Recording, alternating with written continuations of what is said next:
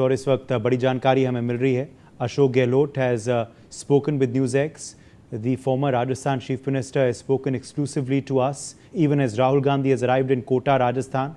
Gehloot said many students want to speak to Rahul and share their pain. Students are in depression. Thus, Rahul Gandhi is interacting with them to help them. We are protesting to stop student suicides. करने के लिए मौजूद हैं राजस्थान के पूर्व मुख्यमंत्री और कांग्रेस के वरिष्ठ नेता अशोक गहलोत जी।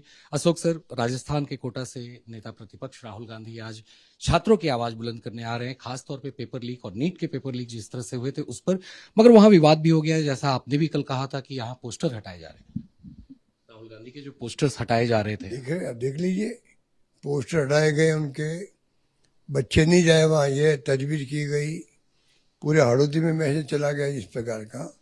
तो ये लोकतंत्र में शोभा नहीं देता है। और वही लोकसभा स्पीकर के क्षेत्र के अंदर क्या लोग सोचते होंगे देश के लोग कि आप आराम से विपक्ष अपना काम करें, आप गवर्नेंस करो, पर आप विपक्ष की गतिविधियों को आप इस प्रकार से तोड़ मरोड़ के पेश कर रहे हो, उचित नहीं है।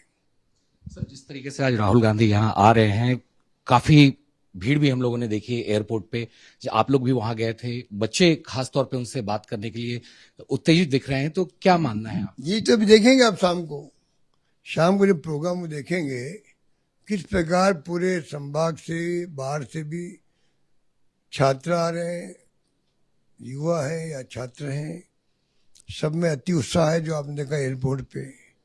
तो ये अगर स्थिति है तो इसलिए है कि राहुल जी चाहते हैं कि देश में शांति व्यवस्था बनी रहे, आक्रोश नहीं हो, बच्चे डिमोरलाइज नहीं हो, डिप्रेशन में नहीं जाए।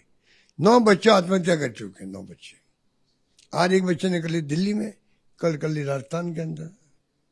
तो आप बताइए, अगर मान लो पूरे देश के बच्चों को लगे जिन्होंने एग्जाम दिया, हमारी आवाज़ बुलंद कर रहे हैं कोई न कोई हमारे नेता प्रतिपक्ष राहुल जी, तो उनको डिप्रेशन में जाने का मौका नहीं मिलेगा, कॉन्फिडेंस रहेगा, आत्महत्या रुक जाएगी।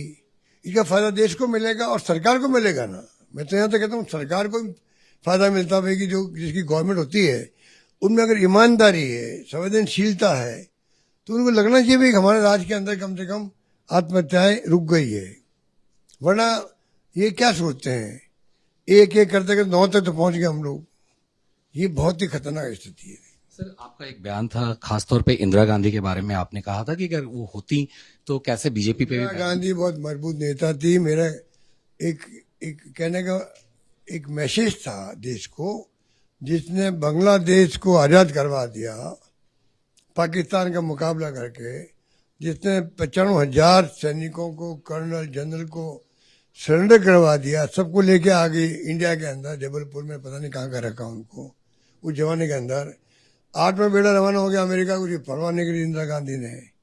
ऐसी नेता मजबूत होती और ये फितूर करते अगर ये इस प्रकार का संविधान की दर्जा उड़ाते लोग और इस प्रकार का ये धर्म के नाम पे राजनीति करते चुनाव जीतने के लिए बार बार, तो आप बताइए वो बर्दाश्त करते क्या? ये मेरा सोच है, ये मेरा सोच है कि ऐसी पार्टी बैन लगना चाहिए। मैं जानता हूं कि आज बीजेपी जो है ये पार्टी को खुद दावा करते हैं विश्व की सबसे बड़ी पार्टी है, साधनों की कमी नहीं उनके अंदर, सब कुछ उनके पास में है, मुझे मालूम है।